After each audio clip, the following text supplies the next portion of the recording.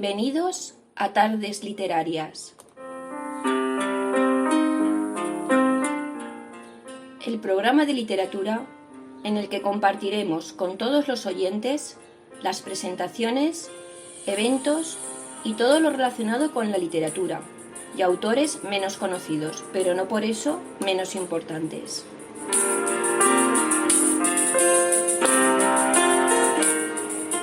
Presentado por Lute Pérez.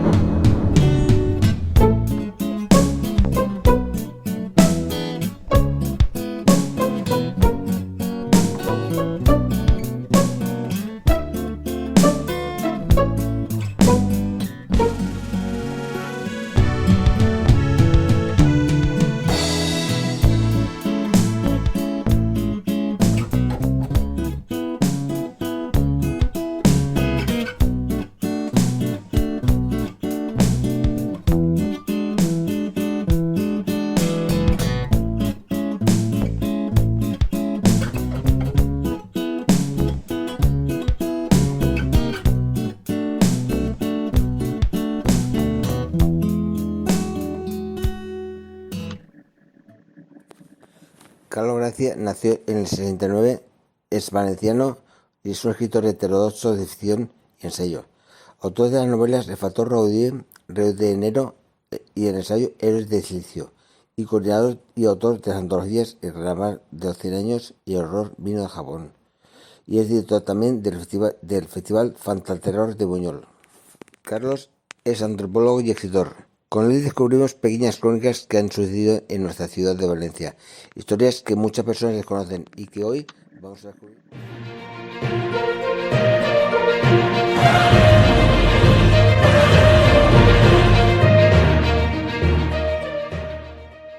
Tuvimos la suerte de contar con él en la primera y hasta este momento única edición de Valencia Go. Es antropólogo, escritor de ciencia ficción y además un experto en videojuegos, y precisamente de eso va a ir la charla de hoy. Él es Carlos Gracia. Buenos días a todos. Saludos a mis amigos de Salon Go y a todos los que me estáis viendo. Y bueno, me han pedido que haga un vídeo no muy extenso de unos 10 minutos, pues hablando de los temas que nos gustan, como los videojuegos, el manga, todo este mundo tan apasionante. Yo no sabía cómo enfocarlo porque 10 minutos es muy poquito, pero un buen amigo, José Luis Gómez, que es blogger, tiene un blog muy interesante que es Por la Tangente, me ha sugerido hacerme una pequeña entrevista, unas preguntas que voy a utilizar como guión. Entonces, pues bueno, a ver qué tal.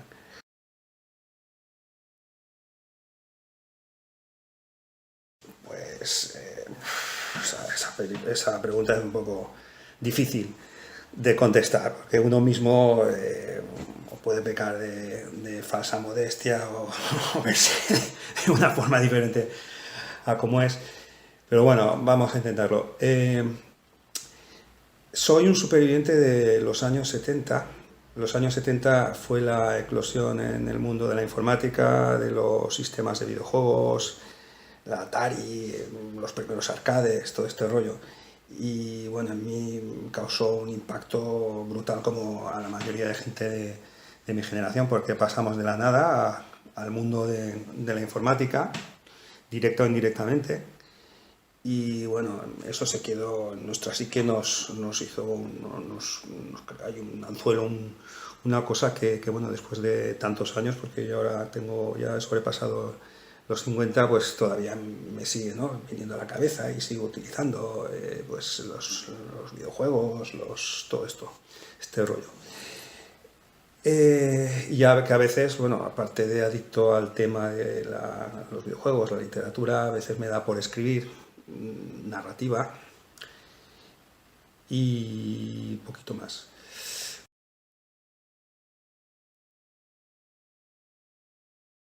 Héroes de Silicio es este libro que escribí hace 3 años.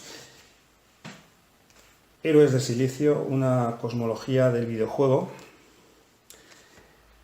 Es un libro bastante peculiar porque de hecho escribí el libro que me hubiese gustado encontrar, un libro de introducción pero a la materia de los videojuegos, pero que no se limitara simplemente a dar datos y cifras y catalogar videojuegos, sino hacerlo un poco desde el corazón, ¿no?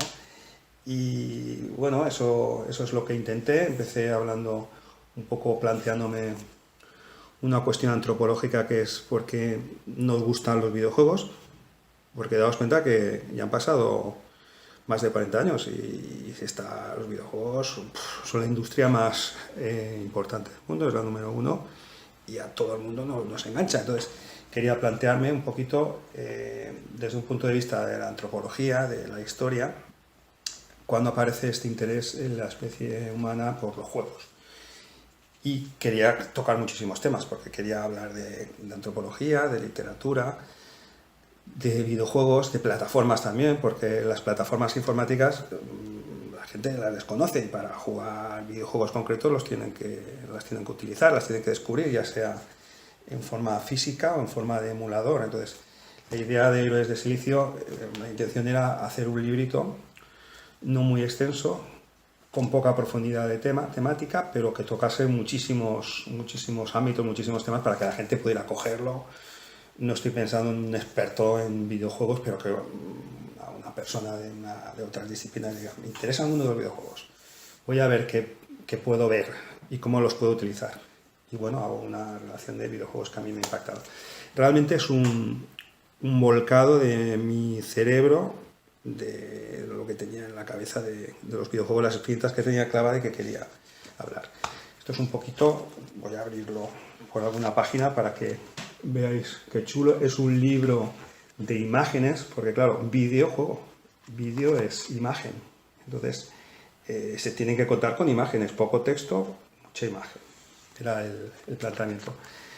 GamePress, que es la editorial de este libro, el maquetador José Ángel Ciudad, hizo un trabajo, a mí me encanta, porque le dio el formato, el saborcito de las revistas de los años 80, como Micro Hobbies, Micromanías, y esa era la idea. Pues, bueno, esto es un poquito de mi criatura.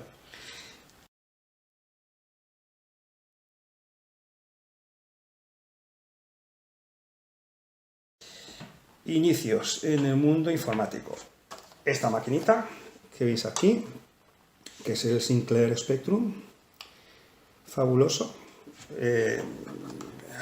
Ten en cuenta que no había nada y esto apareció a principios de los 80 y potencialmente te permitía hacer cualquier cosa, potencialmente, porque claro, tenías que meter las cosas, el código BASIC o cintas con programas hechos, pero se abría un mundo de posibilidades que a mí me enganchó, me fascinó, y lo que hice fue, pues, como todo el mundo, pues, las cintas de cassette, el picar código, atreverme con algunos programitas sencillos, porque esto realmente es un sandbox. Puedes hacer cualquier mundo.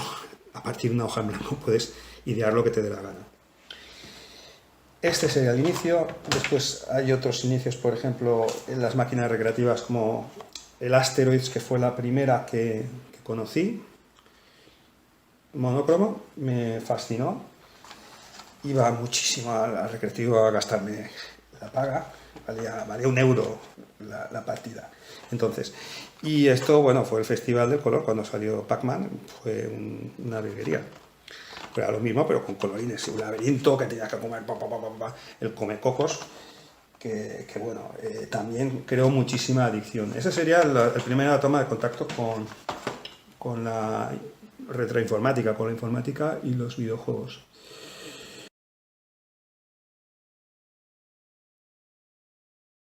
Series de anime, me imagino, ¿no? De dibujos animados. Pues bueno, La primera serie que conocí que me impactó fue Mazinger Z, allá por el año 74, la ponían en la televisión. Y otra serie que me fascinó fue esta. Tengo aquí el disco de parches, que es Gatchaman, la batalla de los planetas. Sensacional. Me encantó. Es ciencia ficción, el espacio. Y Ulises 31 también. Eso de pequeño ya me pilló un poquitín más mayor, pero Ulises 31 también me gustó mucho. De juventud, pues Akira como anime, la introducción al anime como algo sólido de cine. Y Bola de Dragón, porque Bola de Dragón es muy dinámica, ya sabéis. Es un mundo que no acaba. Está siempre, los personajes parece que van cada uno por su cuenta y aprendí del anime que existían formas de escribir y de contar historias muy divertidas y dinámicas y bueno, me fascinaban. Ya de adulto me quedo con cualquier cosa, con muchísimas, pero Osamu Tezuka. Osamu Tezuka para mí es un autor clásico que no envejece y no ha envejecido toda su trayectoria hasta que era muy mayor, muy anciano, que también hacía cosas muy interesantes. Me parece un súper clásico.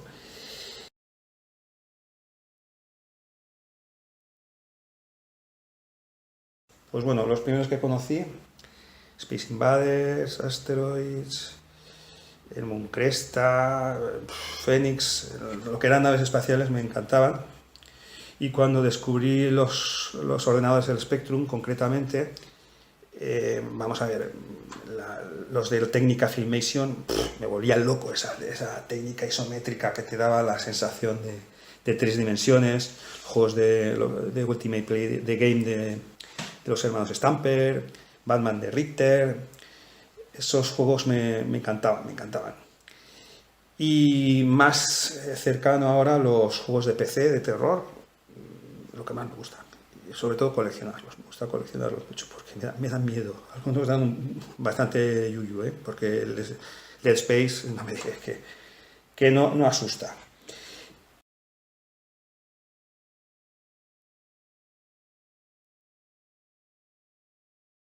La moda de lo retro en artilugios nuevos. Pues me parece muy bien porque los ordenadores hacen viejecitos, los equipos viejos, a lo mejor un Spectrum se puede tunear bien, se pueden tunear bien otros equipos, pero ya tienen sus años. Entonces estas pequeñas plataformas, ya sea en forma de homenaje o de electrónica nueva, pues permite a la gente usarlos y seguir haciendo cosas. A mí, por ejemplo, de moda mini, el descubrimiento de la Raspberry Pi hace unos añitos para mí, vamos, me supuso volver a retomar todo, a cacharrear y hacer muchas cosas. Entonces yo también he caído, ya no tanto en el fetichismo del merchandising de los equipos pequeñitos, aunque tengo por ahí una carcasa emulando a una NES, pero bueno, esto es una virguería. A mí me encanta, me da igual que sea un equipo clásico que sea esto. Lo que pasa es que, claro, con esto juegas ya, inmediatamente.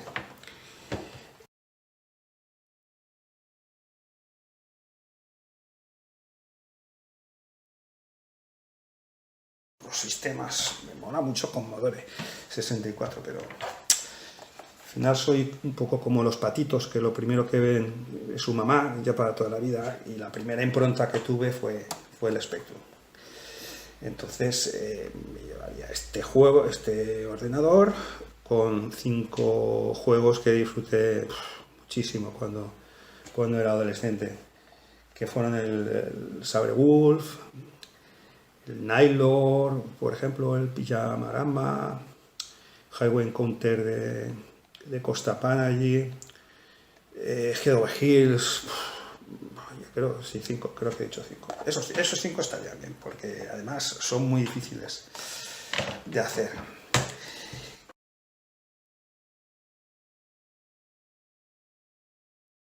Pues bueno, si es una isla desierta y hay que sobrevivir, pues me llevaría uno de Julio Verne, porque además de ser muy divertidos, te ayudan a sobrevivir.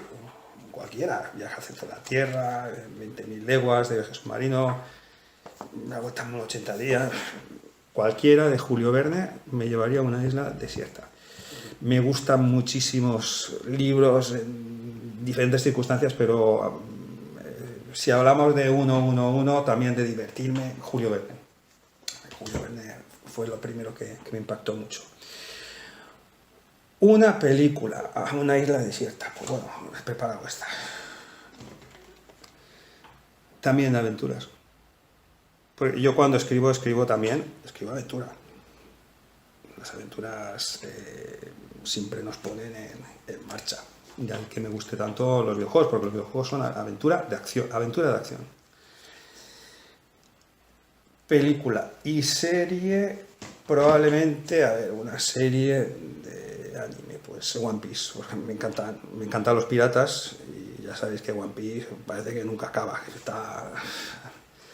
Pasa un poco como con Bola de Drag, que los personajes van a su bola y eso me encanta. Probablemente esa serie la volvería a leer.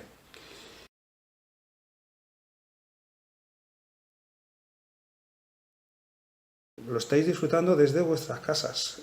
Pues qué ánimo, porque yo entiendo que estamos con ganas de salir a que nos dé el sol, a la playa y tal, pero es algo que nos ha tocado vivir a todos y hay que tomarlo con la mejor filosofía. Entonces, bueno, yo lo que aconsejaría es poner en orden las cosas que tenemos en la cabeza para saber realmente qué nos gusta, a qué queremos dedicar el tiempo y descubrir cosas,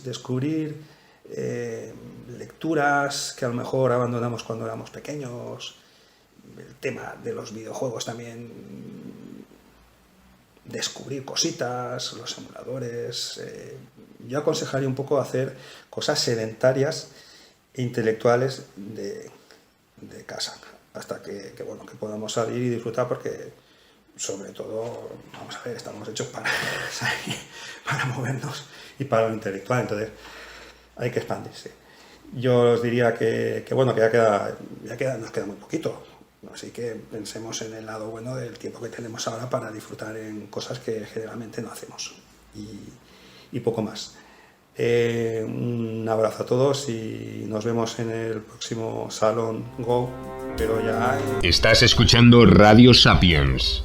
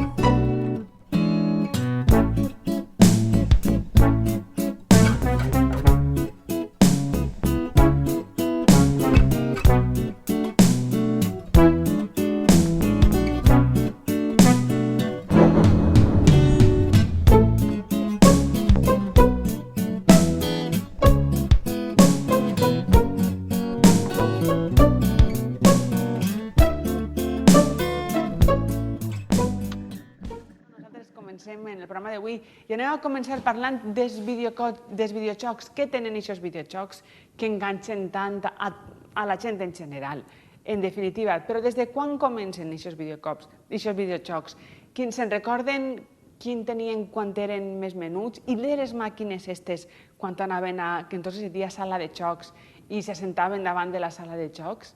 Han desaparegut, continuen ahí. Pues tenim així a Carlos Gracia, que ell és expert en videojocs i escritor, i m'estava comentant ara mateixa, vaig a dir-ho, que cada vegada que porta este llibre a algun mitjà o algo, comencen a passar coses rares, perquè no passen moltes coses rares así, ¿eh? El factor Audive, siempre que ha ido a la radio o ha ido a alguna televisión, empiezan a fallar cosas, exposiciones. Es un libro que habla de tecnología un poco maldita. Bueno, no porque puede ser, pero a lo mejor podemos crear una, una puerta espaciotemporal. No, per favor. No has dit res. Que bonico, que bonico. Bueno, estàvem parlant dels videojocs, d'aixos començaments. Y yo lo que quería comentar de los videojuegos es que no lo tenemos que ver como algo peyorativo, porque sabemos que se está convirtiendo en algo peyorativo porque parece que canibaliza otros tipos de interés, los chiques están con los móviles, con las tablets y tal.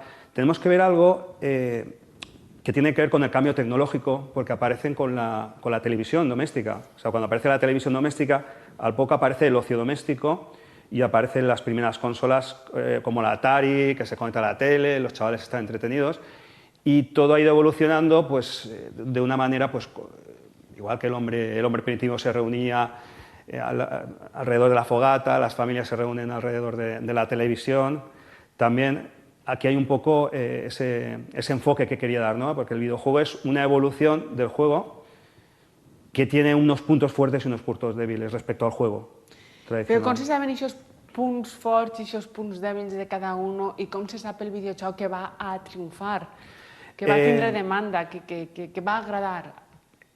Vamos a ver, generalmente nos gusta descubrir. El ser humano tiene como una ansia de una curiosidad. Hay gente más curiosa o menos curiosa, pero la curiosidad es algo que llevamos dentro.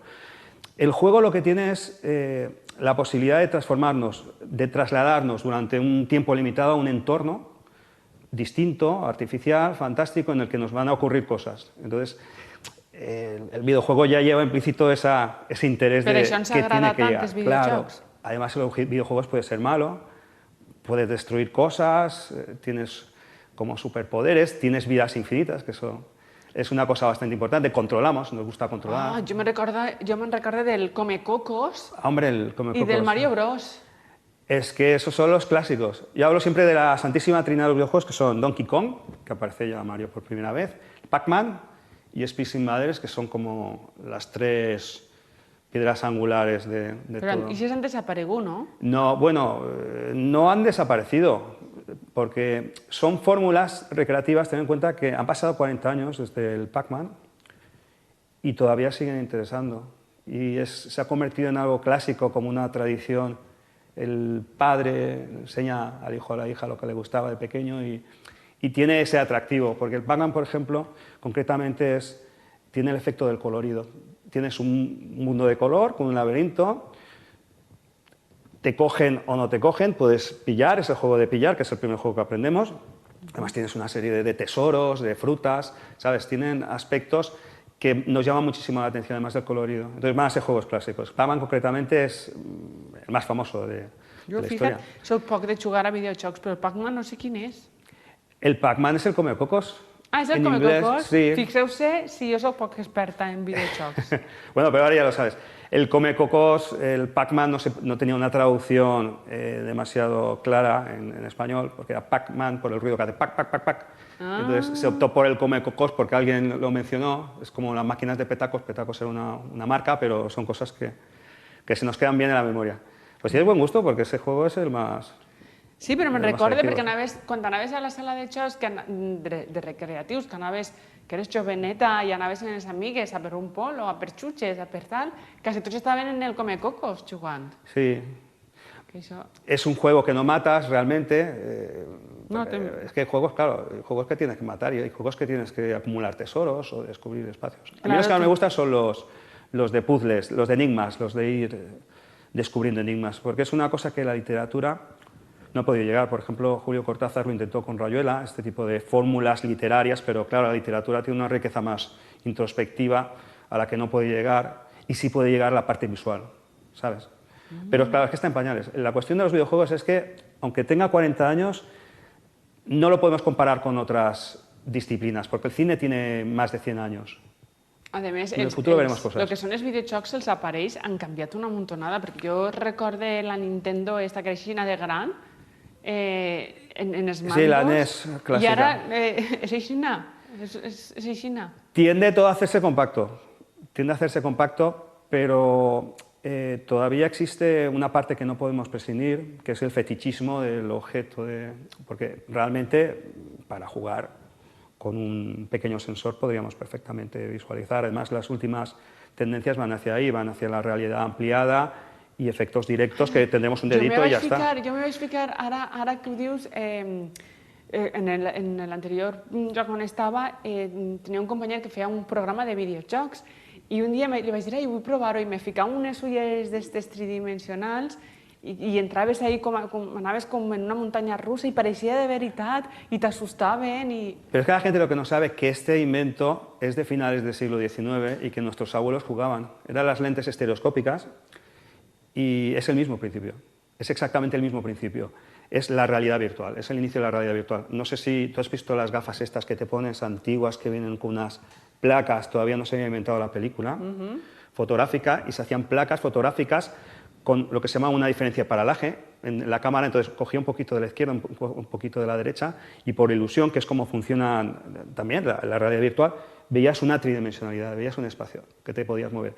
Esto ya hace más de 120 años causó furor. Yo, de hecho, tengo placas de mis bisabuelos de estas gafitas, o sea, que no es nada nuevo. Siempre que el hombre se ha enfrentado a la tecnología, ha aparecido una parte de ocio. Mare meva, és que estic mirant... Sí, ahí hay una colección de... Mare de Déu santa, com ha canviat tot això, Com ha canviat i com evoluciona i el que li queda per evolucionar. Sí, probablemente sí. I ara parlem d'este llibre tan bonico, tan preciós, en el que passen coses, ¿no? El factor Raudive. Correcto. Factor Raudive es mi segunda novela. Es una novela de enigma y misterio, porque a mí es uno de los temas que más me fascinan. De hecho, yo el mundo de los videojuegos muchas veces se me asocia exclusivamente por el mundo de los videojuegos, pero es que yo tengo una edad, yo tengo 50 años, y yo viví la nada de la informática, el nacimiento de la informática, y me impactó. Pero me gusta mucho la literatura. Yo vengo antes de la literatura que de los videojuegos. Y quería hacer una novela así como muy alegre, que estuviese ambientada en Valencia, en una mansión, pero que hubiese un enigma. Y que es paranormal. Sí, pero que está relacionada con la tecnología también, porque todos hemos oído hablar de estos experimentos. ¿Te acuerdas en los años 70, los programas de Jiménez del Oso? Bueno, tú no habías nacido. És que jo vaig néixer a finals de 70. No, pues había unos programas que nos encantaban, que eran de misterios y enigmas, y salía gente que parecía muy loca, tal vez lo estuvieran, jugando con magnetófonos, grabando y grababan voces y se les cogían imágenes. Però sí que ho conec això, sí que ho conec.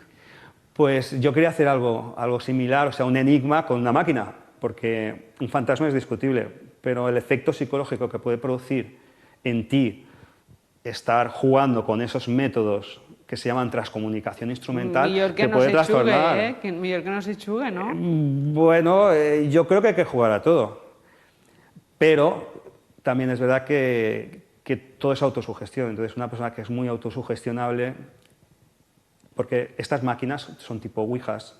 A mí esas cosas me dan molta por, yo no puc. Entonces, pues bueno, es como todo. Yo no creo que exista algo extraño, pero sí que me pone en alerta, ¿sabes? Me pone en alerta, y muchas veces necesitamos un objeto para entrar en trance. Por ejemplo, un psiquiatra, cuando te quiere hipnotizar, un experto, fíjate que siempre busca un objeto mágico o de concentración, que siempre, o sea, siempre hay un objeto, hay una tecnología, hay una técnica, un artefacto. Puede ser perfectamente, mírate, un péndulo. La ouija es otro tipo de concentración, de focalización.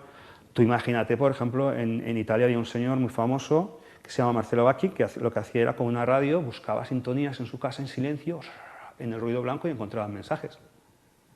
Encontraba mensajes extraños que él podía interpretar. Mare de Déu. O sea, era un mundo interesante, que me apetecía en ese libro contar eso, en otros contar otras cosas. Sí, perquè fica el 24 de diciembre de 1973 un científic de lo paranormal se'n va anar a aterrar d'una casa de les afores de València. Sí. Per este motiu, m'imagino jo. Sí, además la casa existe.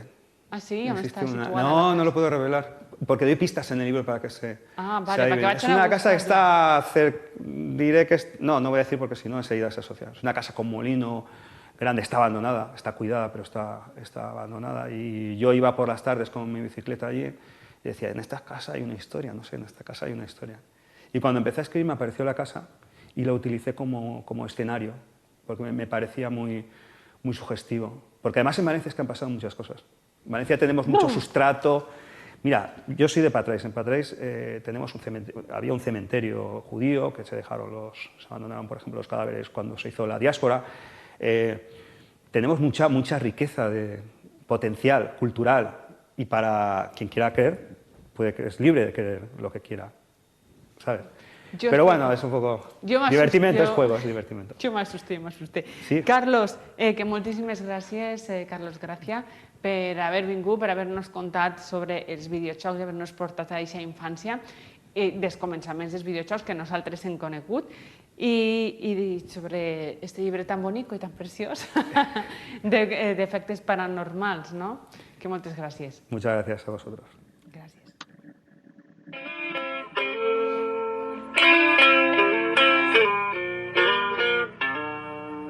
Slowly flying by,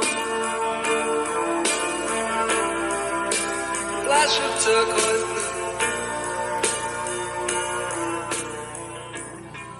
Aquí ya comenzó la sección Cine y Literatura con Marisol Zafra. To keep your life with you.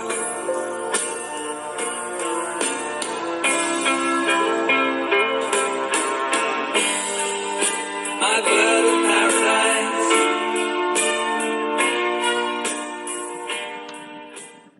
Hola de nuevo, una tarde más estamos en Cine y Literatura, en Tardes Literarias, con Marisol Zafra, una servidora que está encantada de encontrarme de nuevo en este nuevo año con ustedes. Bueno, esta tarde volvemos a hablar de literatura. Saben ustedes que los libros y yo estamos unidos. Así es que, bueno, vamos a comenzar con un escritor muy especial, muy completo. Se trata de un valenciano que nació en 1969. Es un escritor heterodoxo, de ficción y ensayo.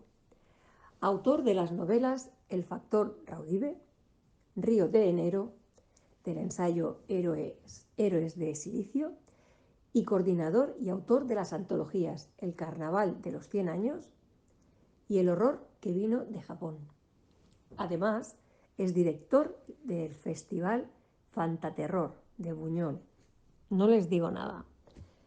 Tenemos aquí esta tarde el placer de poder hablar con Carlos Gracia.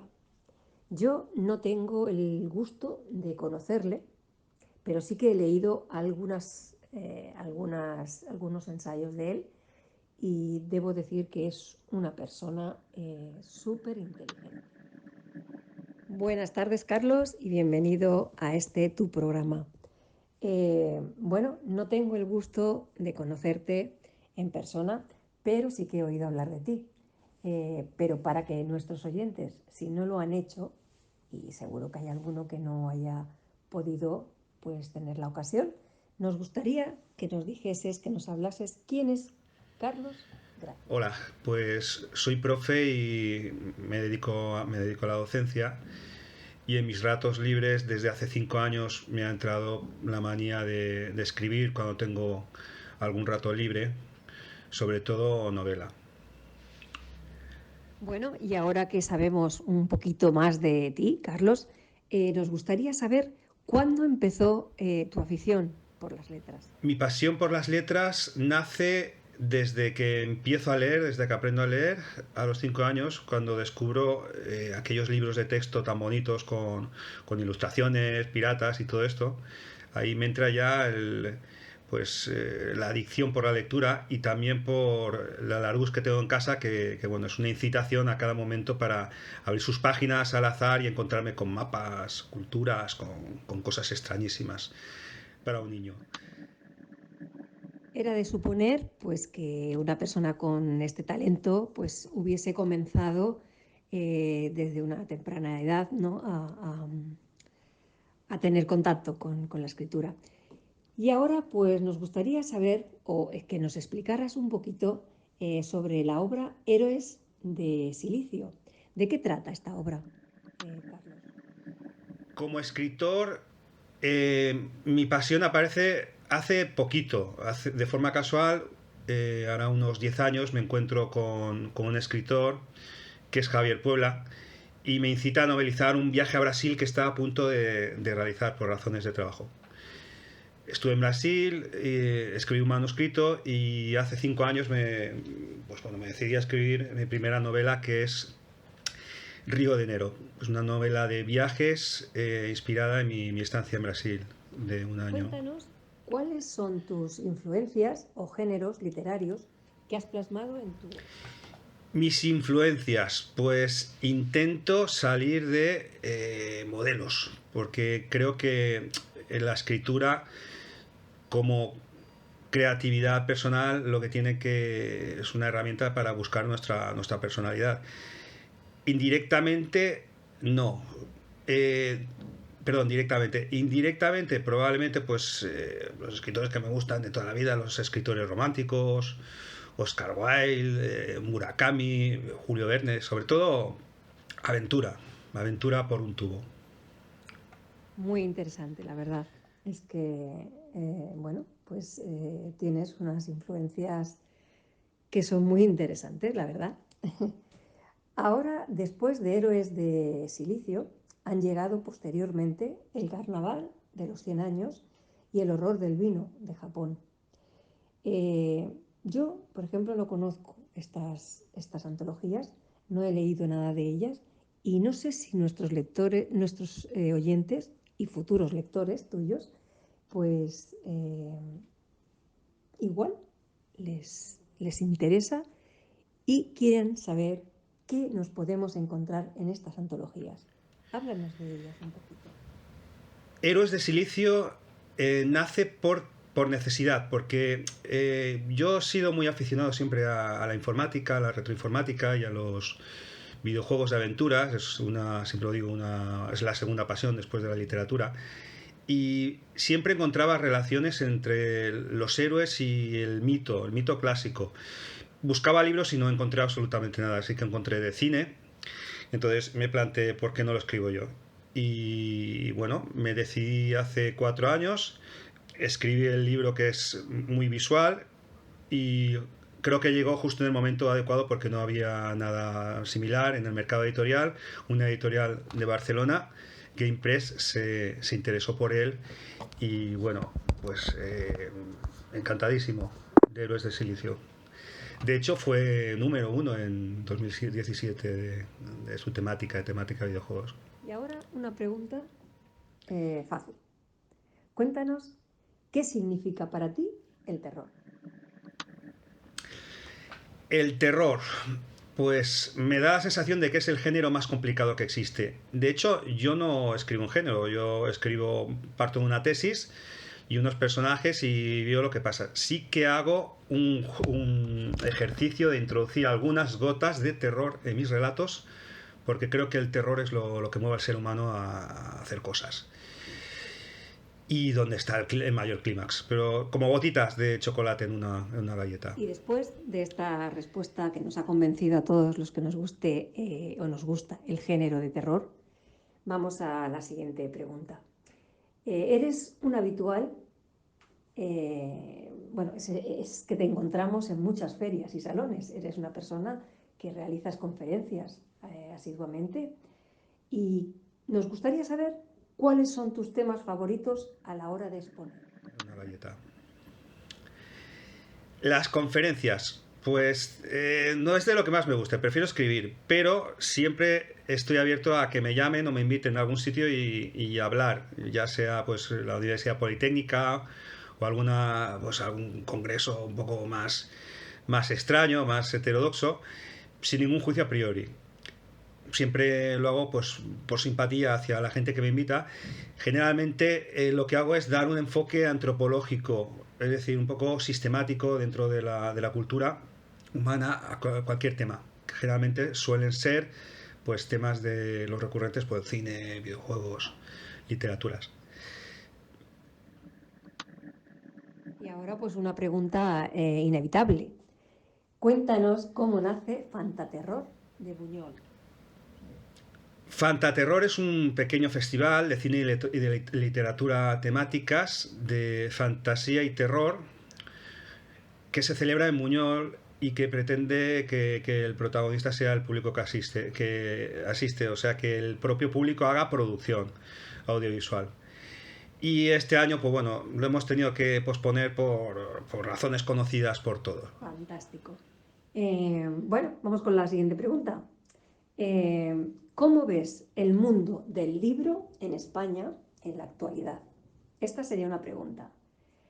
Y otra, que iría en la misma pregunta, en un futuro a corto plazo, ¿cómo ves los nuevos servicios editoriales que aportan grandes empresas como Amazon? El mundo del libro, pues te hablo desde mi experiencia personal. Nunca ha sido tan fácil publicar como ahora. El problema es llegar a los lectores. Para eso hay que hacer un buen marketing. Hay editoriales que tienen un buen marketing, una buena distribución, hay otras que se duermen un poquito los laureles. Independientemente, tú puedes publicar de forma fácil, relativamente fácil. Tienes que coincidir con un editor que vea tu obra como un producto, porque estamos ya hablando de tema mercantilista, pero bueno, tienes que hacer mucho marketing. Yo aconsejaría, pues bueno, escribir, disfrutar y luego ya ver si eso puede tomar forma de producto, que puede ser un poquito más complicado, porque como no partas de un concepto de producto, tu obra personal luego es de difícil clasificación comercial. Carlos, ¿nuevos proyectos en el horizonte? ¿Puedes adelantarnos algo?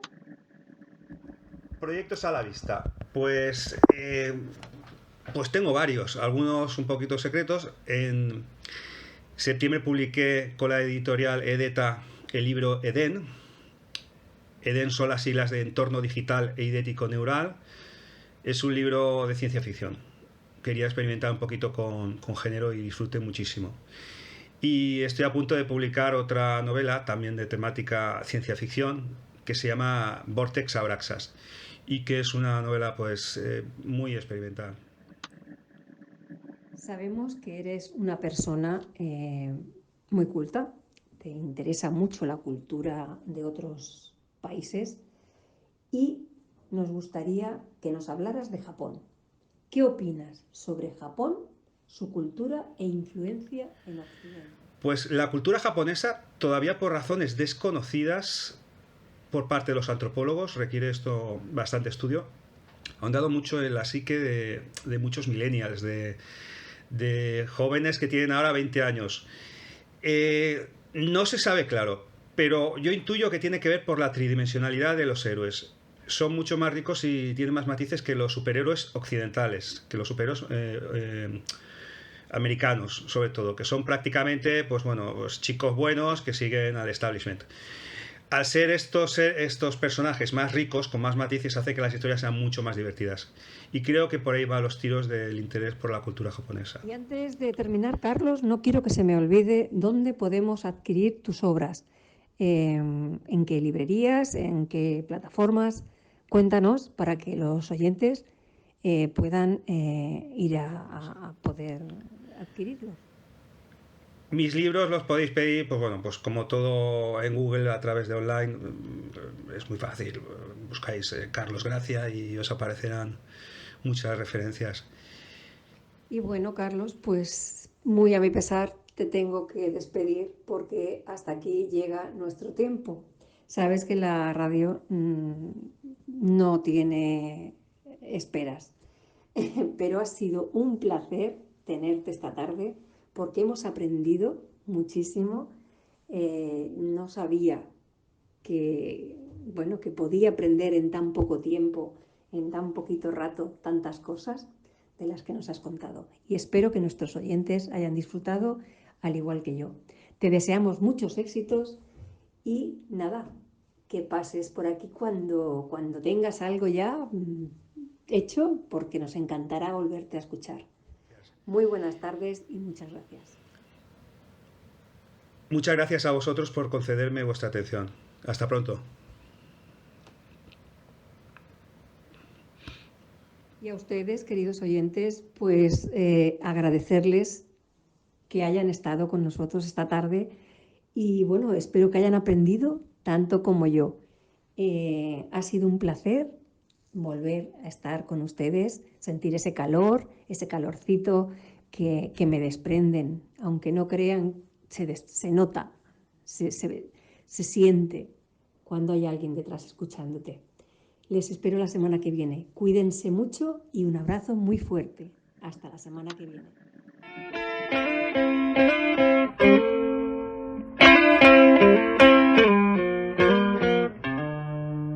Saw you flying by, flash of turquoise blue,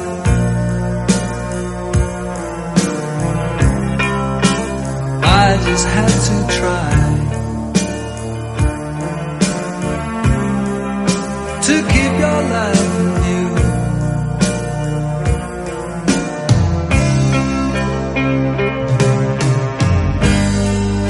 My bird of paradise, sweet bird of paradise,